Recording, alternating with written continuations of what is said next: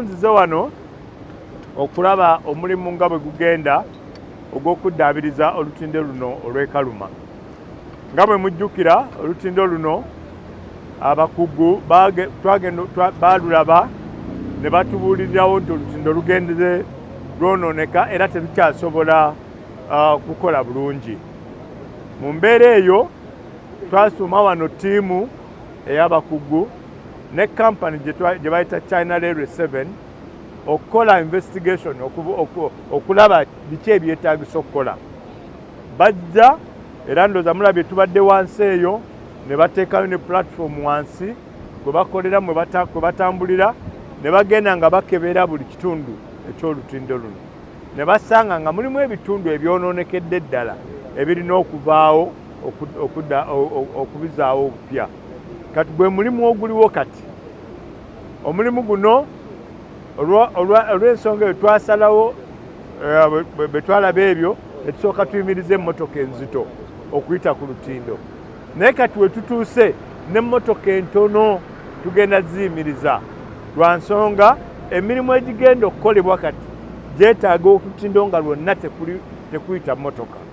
Kubanga tugenda kukola wansi yokka nga bwe mulabye naye neeno waggulu naye wagenda kuddamu okukolebwa. Tugenda kwongera okuteekako ebyuma ebitangira emmotoka okuggwayo wansi. Ate nga tugenda kuteekako n'amataala okulaba nti abantu bamanya nti olutindo lulabika. N'okwongera okuteekamu sayini ku luguudo sayidi eno ne sayidi eri bw'oba ng'ojja omanye nti kati kendeeza sipiidi kubanga ogenda ku lutindo. N'olwekyo tubasaba mwenna tukwatire wamu. Tetwandyagadde kukalubiriza bantu naye olw'okuba nti tetuyinza ate kuteeka bulamu bw'abantu mu ddenja kyetuvudde tusalawo tuggalewo olutindo luggalibwe ddala tukole omulimu oguliyo gutereere tutandike okukozesa olutindo.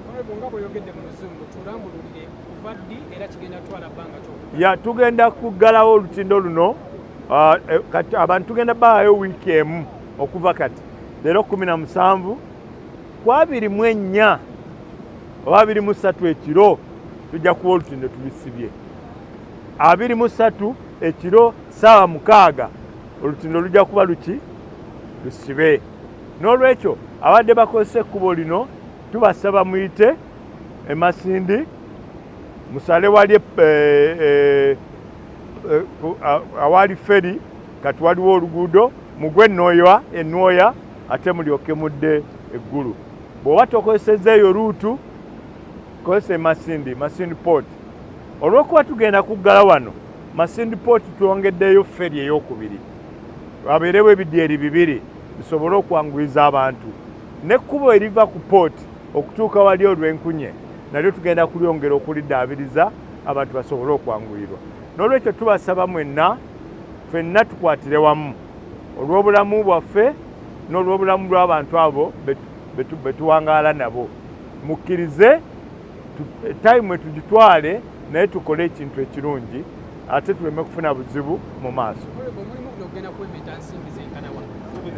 Omulimu guno twagubalirira mu kubalirira biliyoni 7 bwe buki obusiriivu obuwumbi 7 naye nga bw'omanya emirimu oyinza okulooza nti ekyuma kino jakigula miliyoni 2 ogenda okuddayo nga kikoze eki kiiseemu. Kati muyinza okubaamu provision ya allowance okwongeramu naye nga mu kubalirira bwe bamala okukola investigation abagenda okukola ne batuwa estimate yaabwe biliyoni 7 naye bwe tubagamba nti gumazeewo biliyoni 7 n'ekitundu temugamba ate abasajja babbi abo batugamba 7. Olw'engeri eyo muyinza okubaamu ebikola ki ebyeyongeramu. Bwe lunaaba lumaze okuddizibwawo n'emyaka 2-3 lujja kuba nga lukyaliwo. Naye nga bwe tukola gundi okulaba tuteekawa olutindo olulala. Eyo pulaani tugirina ey'okusaawa olutindo olulala. Naye emyaka 3 ojja kutambula. Just repeat that part of the money.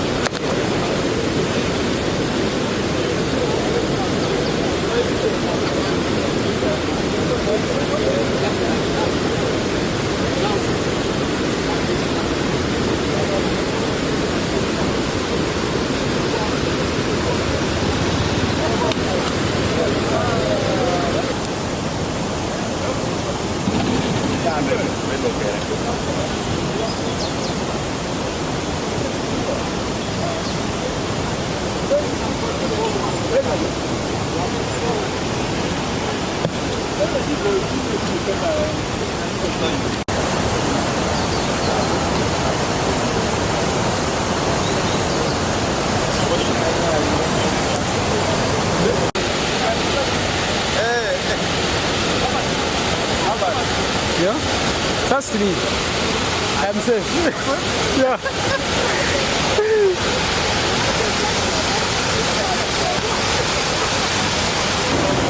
What are we